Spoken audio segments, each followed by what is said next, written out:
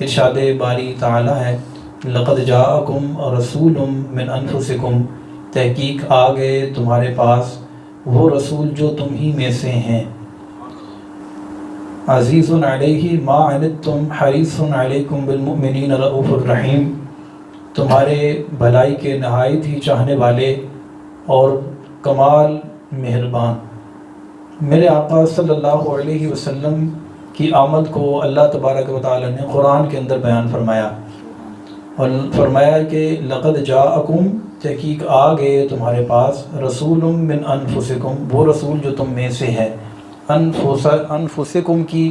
ایک قراءت کے اندر اس کو انفاسکم بھی پڑھا گیا ہے،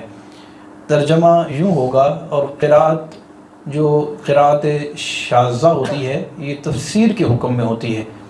انفسکم کو اگر انفاسکم پڑھا جائے تو ترجمہ ہم یوں کریں گے کہ تحقیق آ گئے تمہارے پاس وہ رسول جو تم میں سب سے زیادہ نفیس ہیں، پاکیزہ ہیں۔ میرے آقا صلی اللہ علیہ وسلم کی نفاست کا عالم یہ تھا، میں اور آپ کپڑے پہنتے ہیں، 2 یا 3 دن گزرنے کے بعد کپڑے میلے ہو جاتے ہیں اور وہ چینج کرنے پڑتے ہیں۔ ہمارا پسینہ ہمارے جسم سے نکلتا ہے جس کی وجہ سے ہمارے جسم سے بدبو آنے لگ جاتی ہے، جبکہ میرے آقا صلی اللہ علیہ وسلم جو کپڑے پہنتے تھے وہ میلے نہیں ہوتے تھے، اور آپ صلی اللہ علیہ وسلم کے جسم اطہر سے جو پسینہ مبارکہ نکلتا تھا اس سے بدبو نہیں آتی تھی بلکہ خوشبو آتی تھی۔ ایک مرتبہ ایک صحابی رسول صلی اللہ علیہ وسلم حاضر بارگاہ رسالت ہوئے، عرض کرنے لگے یا رسول اللہ صلی اللہ علیہ وسلم میری بیٹی کی شادی ہے، مجھے عطر عطا فرمائیں۔ میرے آقا صلی اللہ علیہ وسلم نے انہیں ارشاد فرمایا کہ آپ ایک شیشی لے آئیے گا، میں آپ کو عطر دے دوں گا۔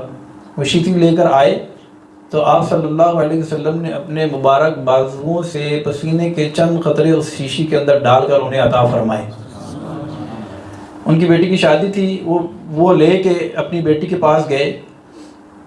دلہن نے وہ خوشبو لگائی، دلہن وہاں سے رخصت ہوگی لیکن خوشبو وہاں سے رخصت نہیں ہوئی۔ صحابہ کرام اس گھر کو بیت الطیب کہا کرتے تھے، یعنی خوشبوؤں والا گھر۔ اسی لیے میرے اعلیٰ حضرت نے کہا کہ واللہ جو مل جائے میرے گل کا پسینہ، مانگے نہ کبھی عطر نہ پھر چاہے دلہن پھول۔ اچھا، اعلیٰ حضرت کا جو کلام ہے نا، یہ قرآن و سنت کے مطالب اور مفاہیم پر مبنی ہے، اور اس میں اگر اعلیٰ حضرت نے لکھا نا واللہ جو مل جائے میرے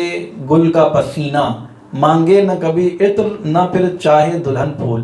مل کو اگر مل پڑے نا، واللہ جو مل جائے میرے گل کا پسینہ، مانگے نہ کبھی عطر نہ پھر چاہے دلہن پھول۔ تو میرے آقا کے مبارک جسم اطہر سے نکلنے والے پسینے سے مشک و عنبر سے بھی بڑھ کر خوشبو آیا کرتی تھی، اور بھینی خوشبو سے مہک جاتی ہیں گلیاں، واللہ کیسے پھولوں میں بسائے ہیں تمہارے گیسو۔ میرے آقا کے خوشبو سے معمور گیسوں سے بھی ایسی خوشبو آتی تھی کہ دنیا کے اندر ایسی خوشبو نہیں ہوتی تھی، بلکہ میرے آقا صلی اللہ علیہ وسلم جس راستے سے گزر جاتے تھے وہ راستہ بھی معمر اور معطر ہو جایا کرتا تھا۔ صحابہ کرام جب کبھی نبی پاک صلی اللہ علیہ وسلم کو ڈھونڈتے تو خوشبو سے پہچان جاتے کہ اس طرف خوشبو بتا رہی ہے کہ میرے آقا صلی اللہ علیہ وسلم یہاں سے گزرے ہیں۔ کیا مہکتے ہیں مہکنے والے، بو پہ چلتے ہیں بھٹکنے والے۔